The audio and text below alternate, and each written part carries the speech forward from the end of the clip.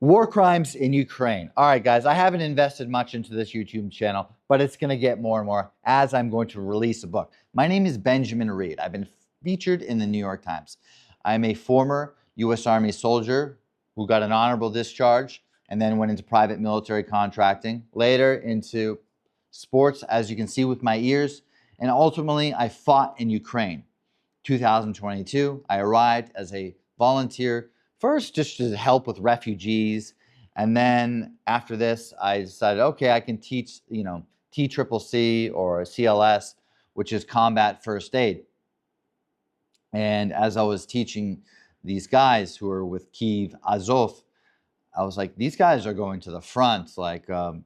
They're brave dudes, and maybe I can do something. So I went with a group called the Norman Brigade.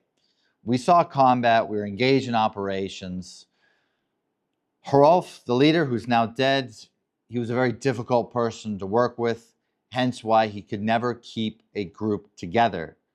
That is evident. So me, TJ, a guy named G, we all left the Norman Brigade. I went to Poland to get more supplies, a whole bunch, drone and all this stuff, gear, and I came back. I even went to school for drones in Poland. And then I came back. I went to the International Legion with 1st Battalion. We're just outside of Kharkiv, near the Severodonetsk River. And I did ISR drones, which is just basically intelligence gathering. And I did that for a month. I also did a little bit of OP work. Everything went well. I didn't like the fact that they were sheltering people like Craig Lang, somebody who's now been who has now been indicted and is going through a criminal process. He's wanted for double murder, and he was hiding out in Ukraine, serving in the military, and all that jazz. And yeah, I didn't like the scene. So, and plus I had to go get my dog back because I had left him with a sitter and all that. I said I was only going to be gone for a few weeks, and it just turned into months. So I left. I went to Poland, and this whole Velcro Gate situation came up. So basically, Russians and all these people were sending me horrible messages and all this jazz. I had been public because I was in Fox News and I was in La Repubblica, so they found out my information, got my socials, and they would send horrible messages to me constantly. And me being immature, I decided, and not knowing, because there's no like doctrine. Oh, what do we do, when the enemy's contacting us on socials? Because we didn't have this problem when I was in the military. So I responded childishly, trolling them. And then one of them I actually knew. And he was, I had just seen that video where the Ukrainian had got his balls cut off and was dragged. It was a horrible video. Don't recommend it, but horrible video. And I was outraged, and one of them contacted me, and I said I was drunk as hell too. So I was in this, I had just left the Legion. I was in Kharkiv. I was in a dolphin aquarium, dolphinarium, whatever you want to call it. They had like a dolphin and a porpoise. And so the dolphins are in the background, and they're like making all these dolphin noises.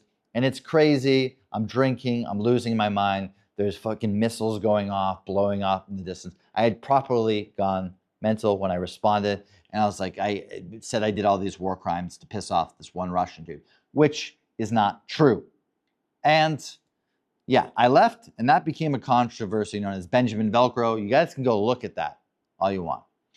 So I went to Thailand, where I got on with a professional sports team, Phuket Fight Club, and competed with them, was on UFC Fight Pass for their for ADCC, and I decided to leave because I was getting injured, and I returned back to Ukraine.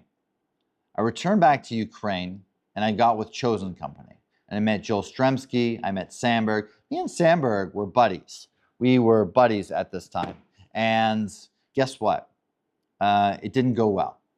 So they had an initial first mission in which I decided, you can decline missions. I decided this is not really I'm not really meant for this sort of like defensive operation. I'm a drone guy, and they went out. Joel Stremski was killed tragically, a great human being, good guy. His first mission was killed on his first operation.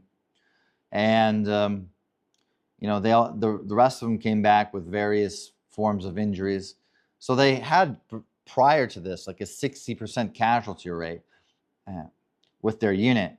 And then moving on for this operation, it was like whoever was left of that, 90% of them got injured.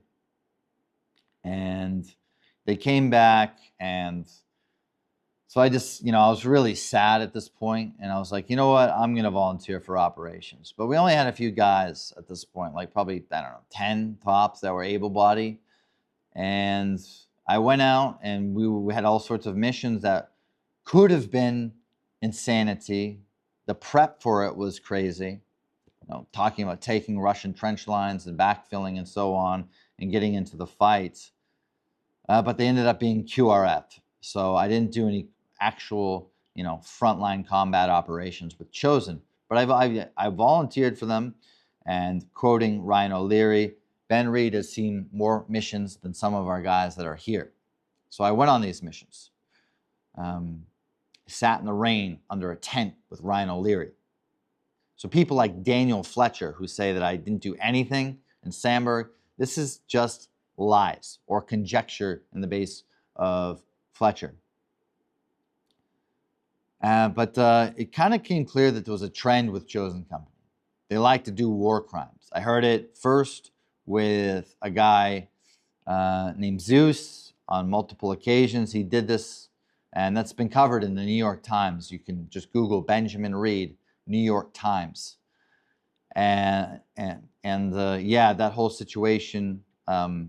But also, I want to add in, Chosen Company had chemical weapons. They had some sort of gas in a grenade that was like an M18 smoke grenade. And yeah, we were told it was war crimes gas, and it wasn't OC spray, that it could kill you. It could kill you. And this was reiterated to other people, and I asked, and I followed up. So there's no bullshit. This was a chemical weapon that they had in their possession, and that they most likely had used or obviously intended to use.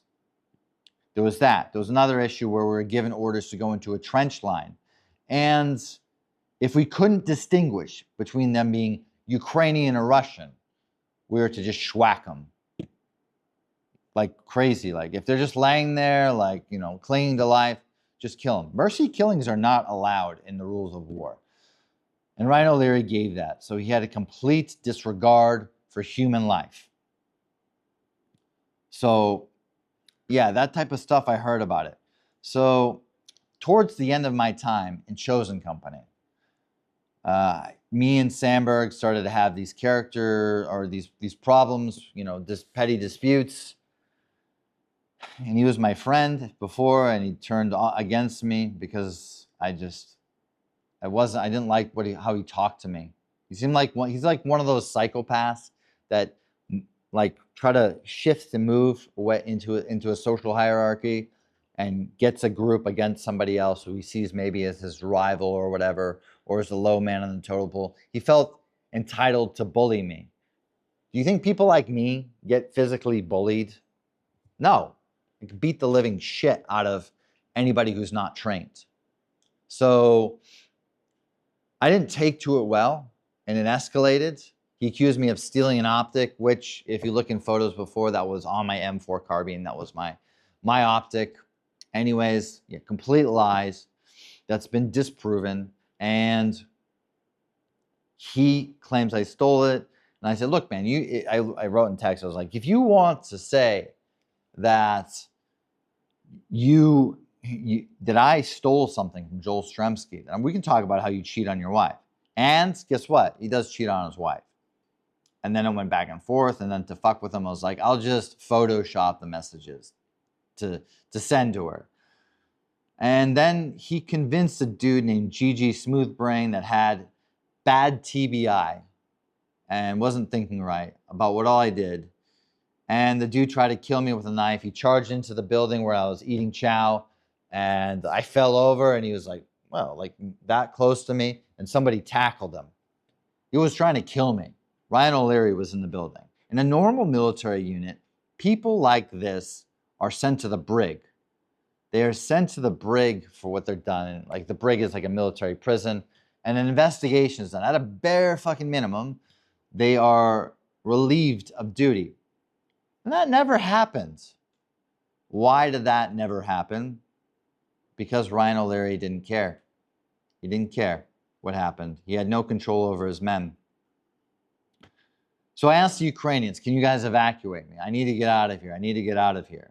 And yeah, they helped out. They got me to a safe house.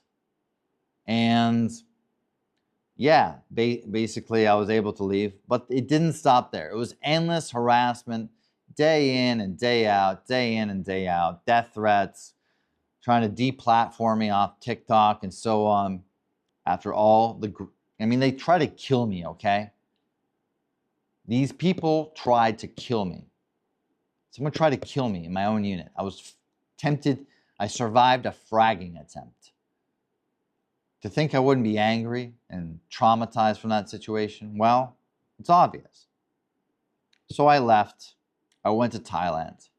I went to Bali. And then I went to another island called Lombok in Indonesia, where the New York Times started talking about me, and I was reluctant to talk to them. That's proven in screenshots. I didn't go out to them like Daniel Fletcher accuses. So there's a whole New York Times article about this. And in defense of me and Cass, why would Cass keep a journal about this? Why? Why do you think Cass would keep a journal about all these war crimes? There's other content out there about him. He was a decent guy. He's in med school now. He was a medic, and he talked about all these war crimes. So when the New York Times article was published, a lot of people spoke out against me. We're going to talk about Liam Fletcher. Just checking the time, how much time I have. Liam Fletcher was a drug user in Indonesia, in Bali, in Thailand. He was a hippie. He was just a total failure of a person, a flunky that was floating around, grifting people, selling drugs, and so on, that I had met there. That was a fun dude to party with. Don't get me wrong. Daniel Fletcher back in the day was a fun dude to party with. But if you want to talk about him overall as a character, accused of some wild shit in Bali, like stealing somebody's watch and things like that, and also raping somebody. He sexually assaulted a girl who initially I was like, man, maybe she's making this up. Doesn't seem like he did this, but those are the accusations on his character before. He was never honorably discharged from the U.S. military, never held any real jobs. And he was inspired by what I did in Ukraine. He was really inspired because we kept in touch. Sorry, I'm talking all day. And he ended up volunteering in Ukraine, first in a food kitchen, and then, he wanted to go to the front because he hated his life. Why did he hate his life? Because he broke up with his girlfriend. Why did he break up his girlfriend? Because his girlfriend made him get cucked. He had to be a cuck. Just go look up what that means. And yeah, they, he ended up going to Ukraine. He got kicked out of basic. He almost got kicked out of basic training. He got recycled, made to do it again because he was so bad at soldiering that even the Ukrainians didn't want to take him. But you know what he did? He snuck out. He went to the front and signed a contract. They sent him to the trenches. He's wounded. 6 weeks later, 6 axonal hemorrhage, 12, over 9 hemorrhages in his brain, like serious strokes. And it became brain damage. And he's been going on this tirade about me and just spreading endless lies. Look, the guy touts his medals on his chest all over social media, but these aren't even state medals. These are brigade level medals. These are given out by a commander, a brigade commander that just signs off. It's not like Zelensky or Ministry of Defense signed off on these. No, these are just like a low-level commander's like, participation trophies, pretty much. And he got these, and he's been using that to try to, gain clout. and we've been going back and forth. But at the end of the day, I'm writing a book, people. I'm writing a book to expose all this. It's going to be called War Tourist, and it's going to be a bestseller because I can fucking write better than I can talk without a script. So stay tuned for more updates, and if you have any questions, ask me in the comments below. Thank you, and have a nice day.